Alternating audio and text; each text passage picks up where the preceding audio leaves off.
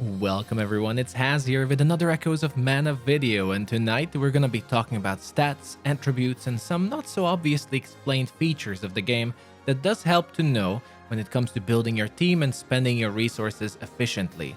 I also have additional videos for Echoes of Mana that you can check out and like and subscribe if you like my content. Echoes of Mana just released recently, it's a brand new global release and information is kinda scarce at the moment for it. As usually for most gacha games, they release earlier in Japan where they go through most of the rough phases, and by the time these titles come to global, we can follow in their footsteps without too much trouble. That is not the case now, and on top of it all, I find Echoes of Mana overly obscure and a bunch of features, mechanics, and stats are not explained clearly. So in this video, I will try to go through some of the basic stats, attributes, and certain features I find most important to know when it comes to team building and will hopefully help.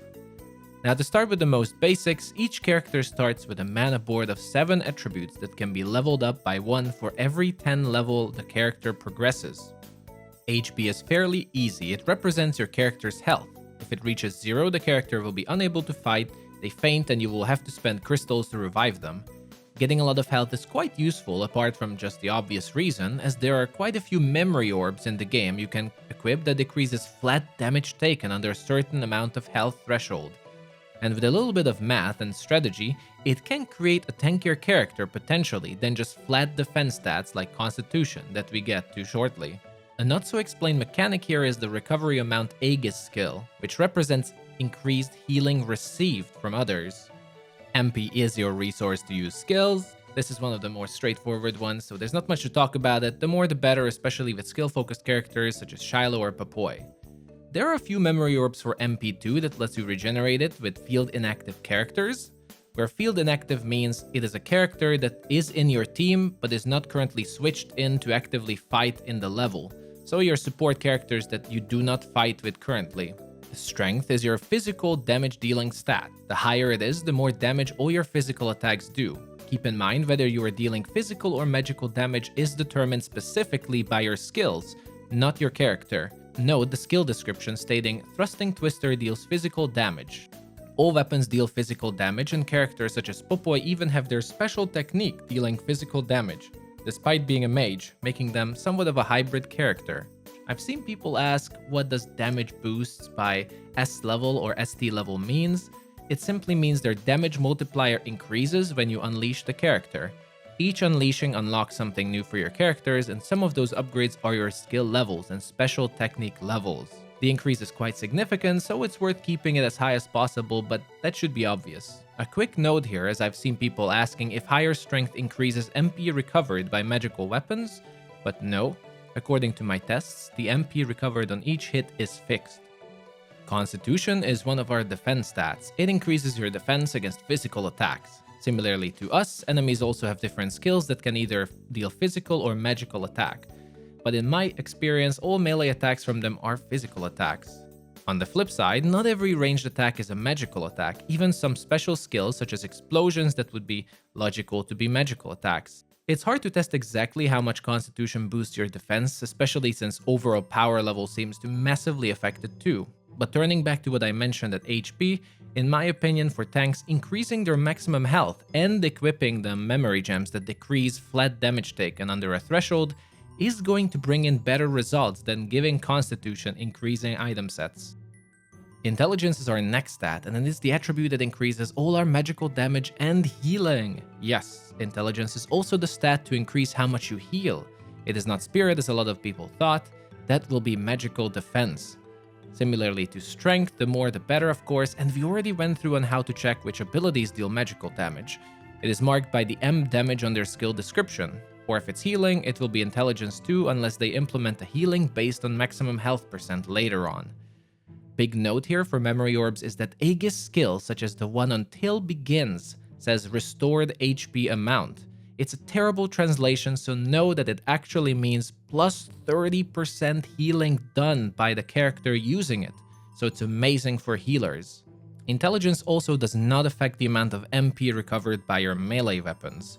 Important to note now that your team attack, the Mega Spirit magic that you can perform after 3 special technique, scales with the intelligence and strength stat of the character that you control when you click the button. So having both high intelligence and strength is very good for executing the attack. Papoy, for example, is a great character for this, especially combined with the memory orb that increases mega magic damage by a lot. Also note that each memory orb has a spirit magic level associated with them. This also contributes and increases the damage dealt by your mega spirit magic.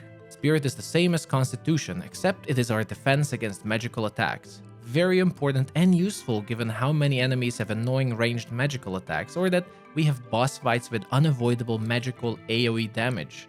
Because of that, right now I think Spirit is even more important than Constitution to not get stuck on certain story boss fights.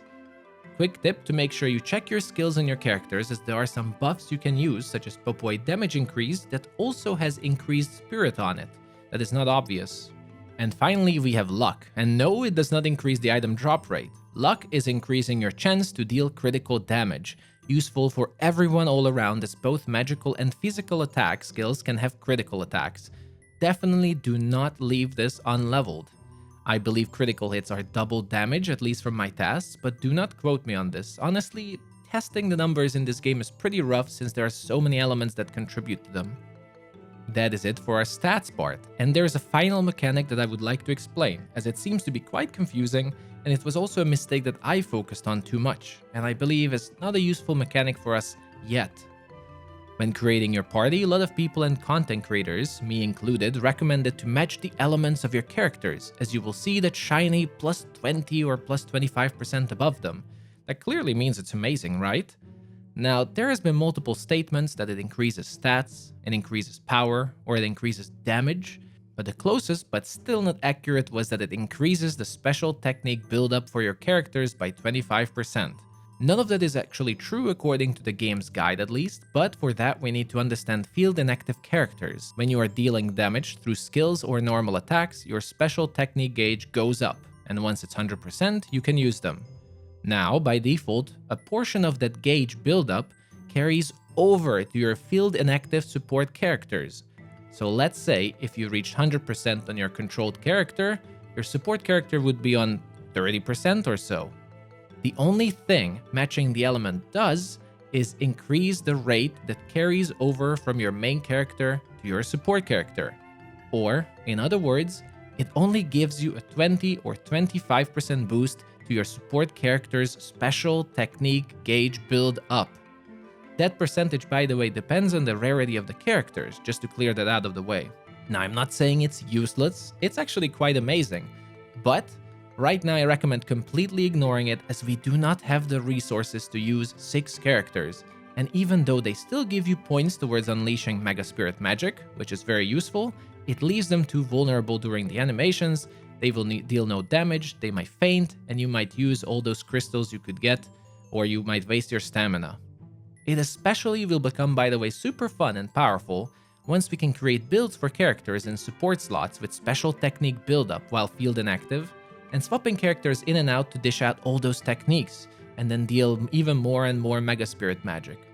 But this does not give us any boost to our current 3 main characters, and instead, we should, in my opinion, relax and use those support slots to level up fodder units to increase our rarities, or just level up anyone you prefer to use for support abilities like Duran or healing with Honeycomb.